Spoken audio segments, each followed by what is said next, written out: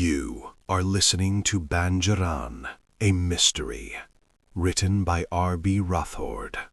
Part 2. She Has Returned. Gayatri, the village Rudali, was performing her duty. Everyone in Madhav's house was already grieving over his sudden death by burning. Thakur Gajendra had called Gayatri, and she was doing her work, crying and wailing loudly. Suddenly a gust of wind blew. The cloth covering Madhav's face flew off. Gayatri's eyes fell on Madhav's face, and she instantly stopped crying. An unknown fear appeared in her eyes. She took a few steps back and said, This should not have happened." Everyone found it strange that Gayatri suddenly fell silent and spoke like this. Thakur Gajendra said, "Gayatri, what is it? Why have you gone quiet, and what are you muttering?" Gayatri looked at Thakur Gajendra, then glanced at all the villagers once. Anger and fear were clearly visible in her eyes. She looked at Thakur Gajendra and said, "His death was no accident." Everyone knew Gayatri possessed some occult knowledge. Hearing these words from her mouth, for a moment Thakur Gajendra and all the villagers were stunned. "No accident? What do you mean?" Gayatri spoke in a heavy voice. "I had told you, Thakur, not to make that mistake. This is the result of that very mistake. It is true Madhav died by burning, but the one who burned him is her." Hearing this from Gayatri's mouth, Thakur Gajendra and all the villagers were shocked. For a second it felt as if an electric current had passed through everyone's body, and their hair stood on end. Thakur Gajendra said hesitantly, What are you saying? How is that possible? She died." Before he could complete the sentence, he fell silent, and Gayatri continued, "Yes, Thakur, it has been a full month since she died, but she has returned, and it is clearly visible. Madhav's death is only the beginning. This danger now hangs over the entire village." The moment Gayatri said this, the whole village came under the shadow of fear. No one could even utter a sound. Thakur Gajendra kept looking from Gayatri to Madhav with wide eyes. Gayatri angrily addressed Thakur Gajendra and all the villagers and said, "That night I had stopped all of you from doing that work, but none of you listened to me. Now she has returned, and she has come back even more powerful than before. She took Madhav as her first sacrifice, and this chain will continue until she turns the entire village into a cremation ground." Thakur Gajendra said, "You are lying. Whatever we did that night we did for the good of the village, and because we didn't listen to you, you were trying to scare us all." Gayatri said to Thakur Gajendra, "I am trying to scare you? Don't forget, Thakur, who I am. What you cannot see, I can feel. You all smell burnt flesh from Madhav's body, but I am seeing something completely different." Hariya, Madhav's father, asked Gayatri in fear, "Gayatri Beti, tell me, what do you see?" Gayatri looked at Hariya, then at Thakur Gajendra and the villagers and said, "How many of you think I am lying or trying to scare you?"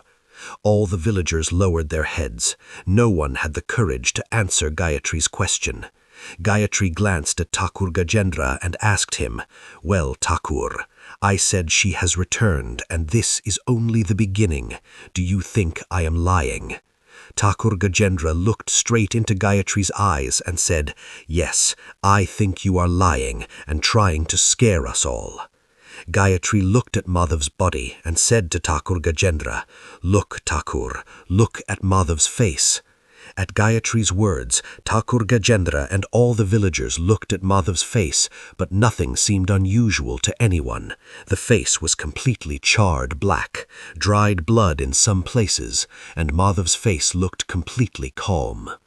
Gayatri looked at Thakur Gajendra, extended one hand toward him, and said, "Hold my hand, Thakur." Without asking anything, Thakur Gajendra held Gayatri's hand. Gayatri closed her eyes and started chanting a mantra. After chanting, she opened her eyes, looked at Thakur, and said, "Now look at Madhav's face." Thakur turned his gaze toward Madhav's face, and what he saw made his heart pound. No sound came from his throat. The face that had been charred black a few moments ago now appeared to be burning before Thakur Gajendra's eyes. Chunks of flesh were burning on Madhav's face. Half the flesh was missing. Half the face showed only the skull. Seeing this, Thakur Gajendra let go of Gayatri's hand in fear. Fear was clearly visible on his face.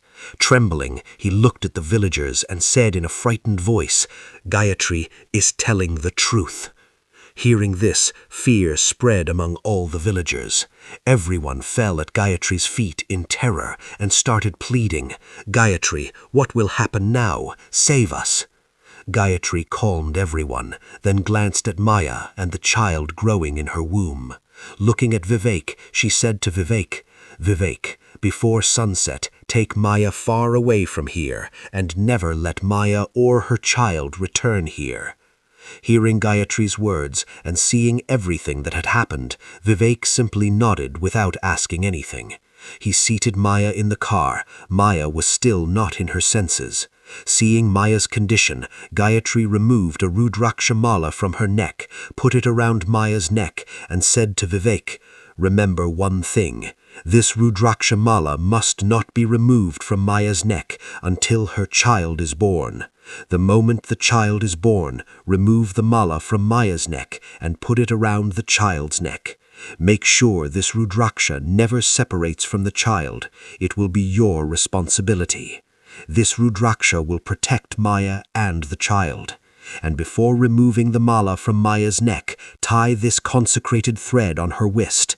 I am tying the second thread on your wrist. It will protect you. And remember, no matter what happens, do not stop the par once you cross the village boundary." Saying this, Gayatri tied a consecrated thread on Vivek's wrist and gave him another one for Maya, along with a strict warning not to stop anywhere. Vivek nodded, seated Maya in the car, started it, and drove away. After Vivek left, Gayatri said to Thakur Gajendra, "Now we must perform Madhav's last rites." At Gayatri's words, Thakur Gajendra, his men, and all the villagers took Madhav's body and started toward the Kalapur cremation ground.